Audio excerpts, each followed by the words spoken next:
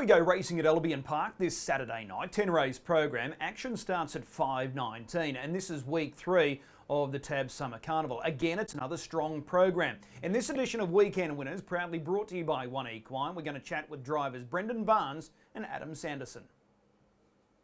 Brendan Barnes joins us now to go through his book of drives, and he's got some tough draws on paper. Let's see what he thinks about his draws on Saturday night. He joins us now. Brendan, appreciate the time. No worries, Chris. Some rough draws on paper. Yeah, it looks pretty tricky, doesn't it? Okay, well, let's start with Pacific Drums. Gate 6 in race 2, and you've got Speed Deer inside. This is his third run back. What are the expectations here? Yeah, he's going quite okay, but just sort of from the draw with Street Kid drawn one, it probably just, looks like he's going to have to go back and be driven pretty quiet. Okay, is he still good enough to come from behind and play a part in the finish? It probably sort of looks like a Street Kid's going to lead and probably dominate, and there's not really going to be anything coming wide. So I think he'll run well. Whether or not he can get close enough to get in the money, we'll just have to wait and see. Do you think there's anything likely to apply pressure to Street Kid? I don't think there'll probably be anything given a chance to, and then I don't really think there's anything that could probably come wide and get anything close enough, sort of, with a quick tempo, so we'll just have to wait and see. Okay, so you're happy enough with the horse, but relying on luck, but hoping for a better barrier draw in the coming weeks? Definitely. All right, let's go across to race 3. Here's another bad gate, Kiang Marvin, gate 7. Thoughts on this? He's actually going quite okay. It's not the hardest of fields, and he could probably make his own luck if he has to, but yeah, as you said, another sticky draw, but we'll just have to wait and see what happens. Is it fair to say the class runners are drawn the second row here? Horses like Wahakan Dream, Bitcoin? Yeah, definitely. Wahakan Dream was super last week, and Bitcoin was really good when he led and won there a couple starts ago. But, we might be able to sort of find a spot a little bit forward of them, and he probably doesn't. He's probably going a bit better than his numbers read. Okay, worst case scenario, drawn out there, likely to go back, and with some, those power runners off the second row, they may even provide you with sort of cover over the latter part? Yeah, definitely. All right, that's Kiang Marvin in race number 3. Race 4, gate 7 again here, Ryan's Gangster. I'm sure he's a lot like his stablemate, Kiang Marvin, going better than what the numbers read.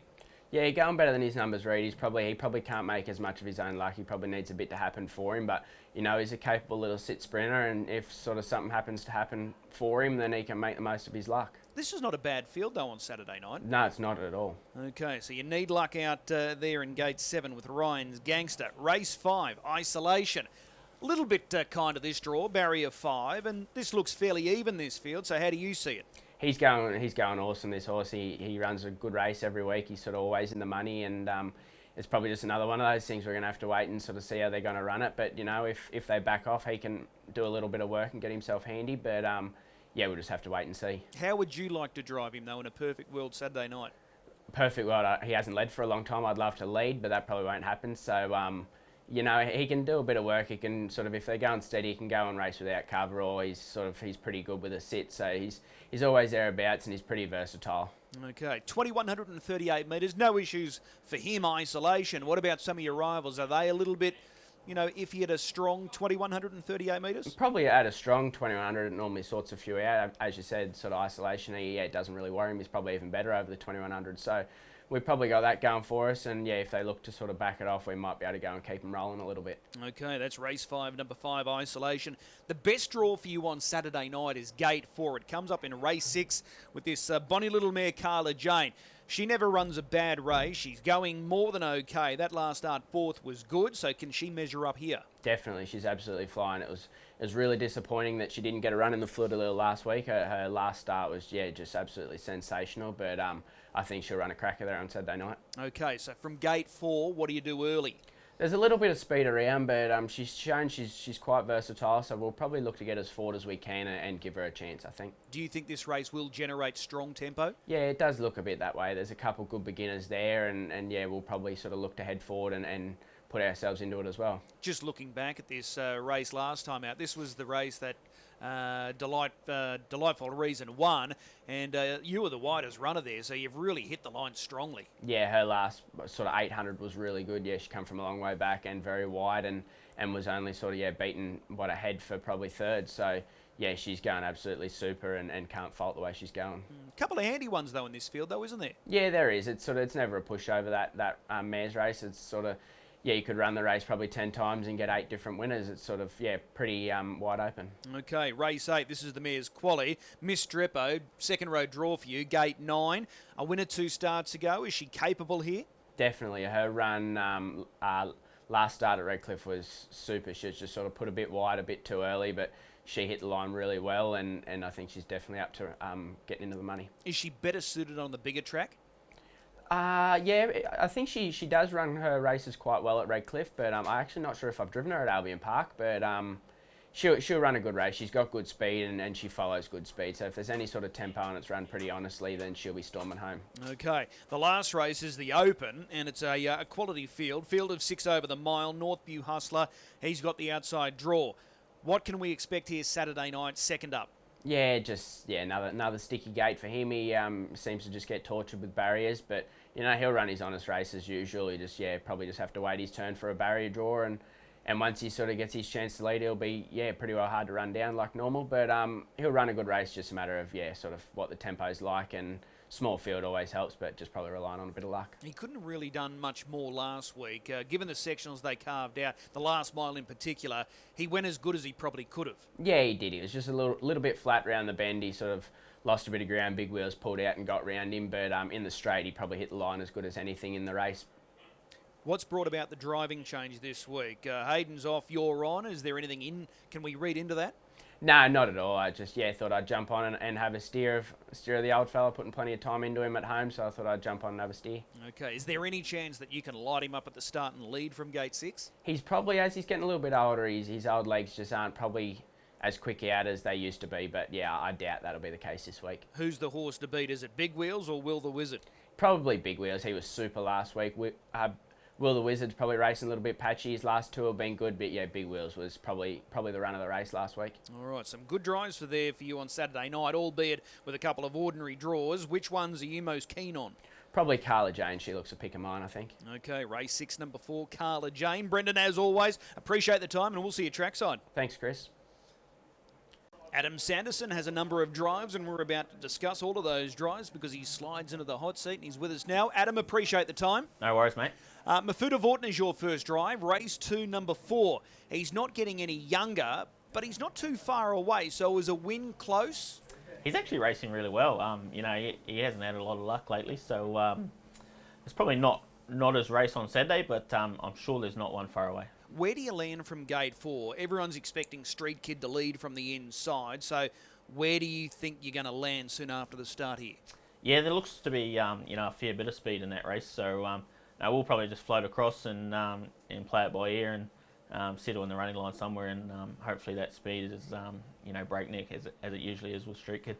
Okay, so he is going to win one sooner rather than later, right?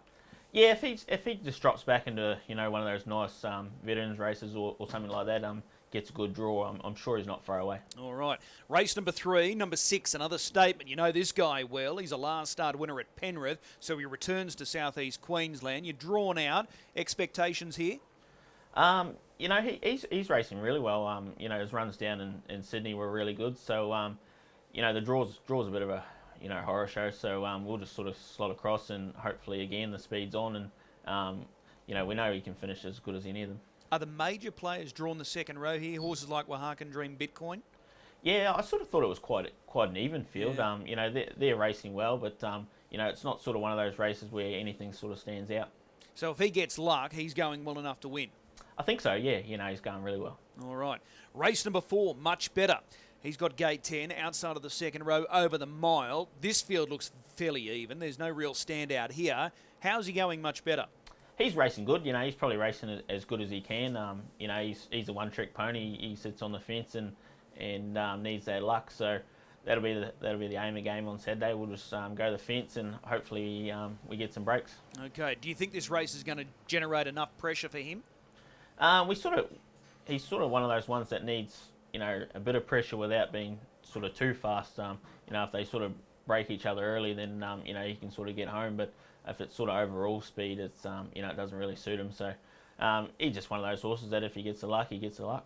Okay, you were happy enough with that run last week, chasing home a shark? Yeah, I thought he was really good last week. You know, that was a hot tempo and a strong 2100. Usually, you know, it's not his go. So Yeah, I sort of think he's racing as good as he can. All right, well, that's much better in race 4.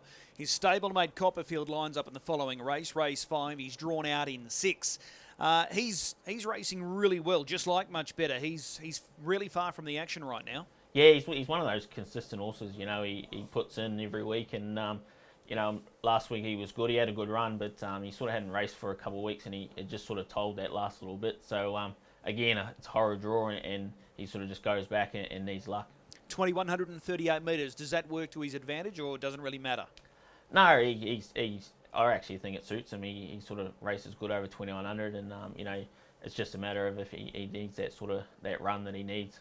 Okay, well, that's Copperfield going around there in race 5. That probably looks a little easier compared to last week's race, the Bill Dixon. So the class drop may help, and we'll just see where he gets to from gate 6. Let's go across now to race number 9, Stress Factor. You've picked up this drive for Grant Dixon, the Trotters race. He's probably down on his best form, that's obvious, but is he a chance of sort of rebounding here? Look, on current form, no. Yeah. He's actually just racing terrible. So you know, Grant sort of can't put his finger on it. He you know, he says he's working good and all that, but just not bringing it on race day. All right, love the honesty there. So your best drive on Saturday night is? Probably Copperfield, I'd say. You know, he always goes out and gives his best. So if he gets the right luck and what looks an even field. Awesome. Race 5, number 6, Copperfield. Adam, as always, really appreciate the time, and we'll see you trackside. No worries. Thanks, mate. As always, a big thanks to both Brendan and Adam giving up their time and insights ahead of their drives this weekend, and we wish them the very best of luck. A 10-race program, looking for a good thing or two. I think we've got to be patient. The last race, this horse, he had the flashing light on his head last week, big wheels coming out of the Queensland Cup. He motored home out wide, making up a lot of ground. He starts here in the free-for-all over the mile, but he comes up with a much better draw, gate 2. He's the horse to beat for sure and certain, so I'll label him as the best. No standout one there as far as price, but he looks a lock. So if you're playing the multis, certainly include him. Race 10, number 2, Big Wheels. If you are gambling this weekend, please do so responsibly. We'll see you at the Creek on Saturday night, repeating our first race gets underway at 5:19.